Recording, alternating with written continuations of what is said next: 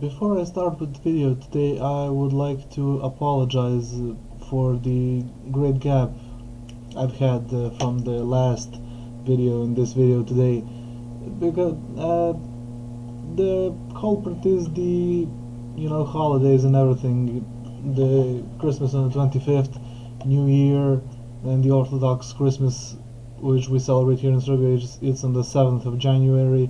Some college stuff I need to do, and that all in all made like a 1 month of break in my YouTube activities. I'm not the proudest about that, but what can you do?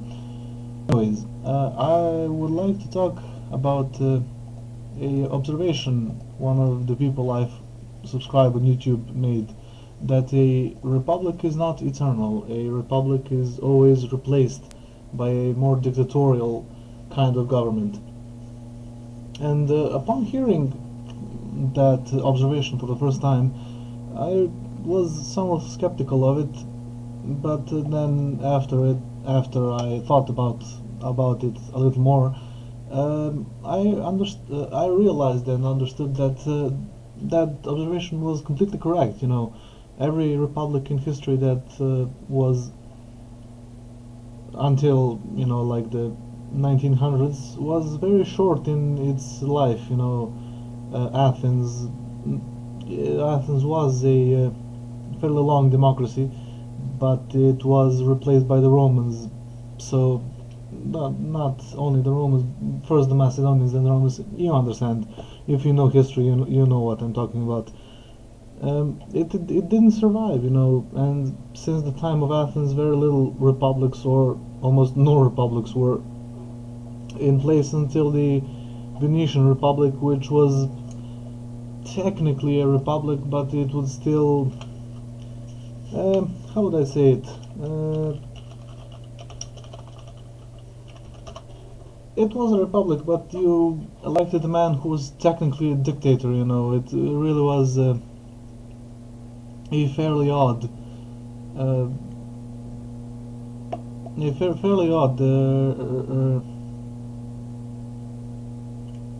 form of government. It really wasn't a 100% republic as you know it today. But still, even that republic was replaced with when Napoleon did dissolve it. It really didn't. It did last like, what was it, like 1,000 years or something? Let me just check on Wikipedia. Okay, here it is. From 697 till 1797. So like what, 1,100 years in total.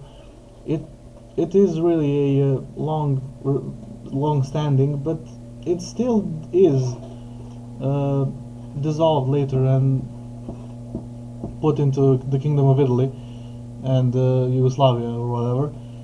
And it does really show you that a republic is never eternal, or it could be eternal, because you do need always a highly educated and highly not armed, but let's say armed for the purpose of this argument, that can defend the ideas of that republic.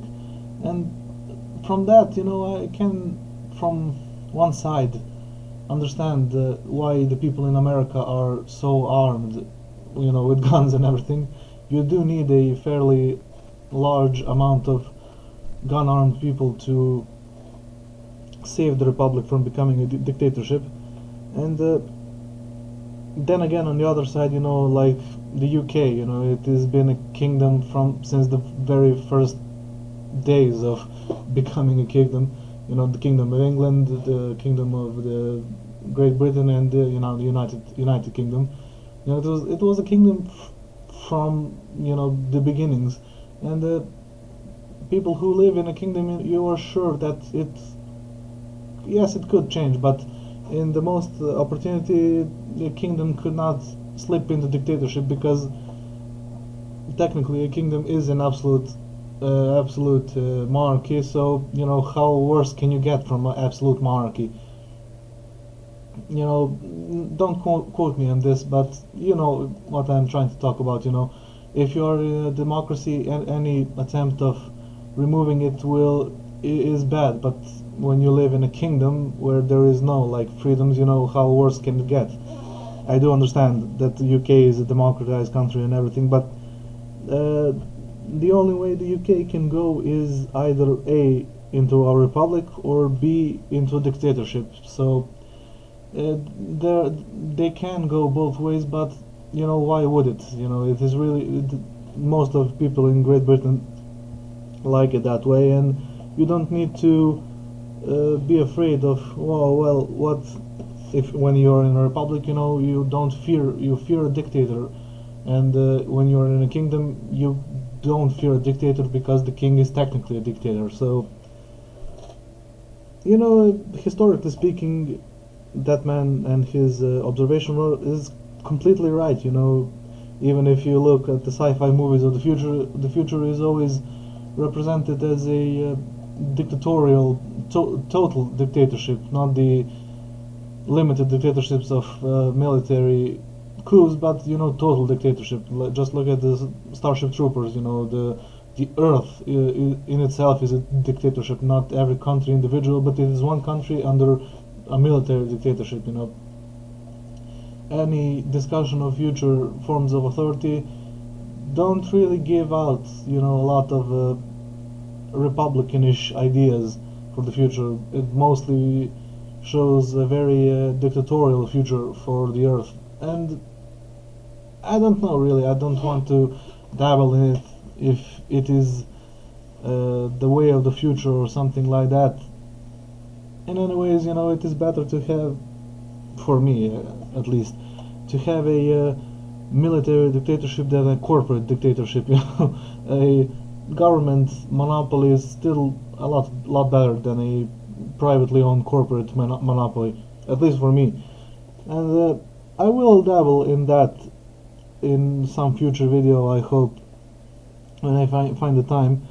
And I will leave it at this. You know, I'm not sure about the future of republics, but all indications do say that our republic will fall and a dictatorship will arise after it.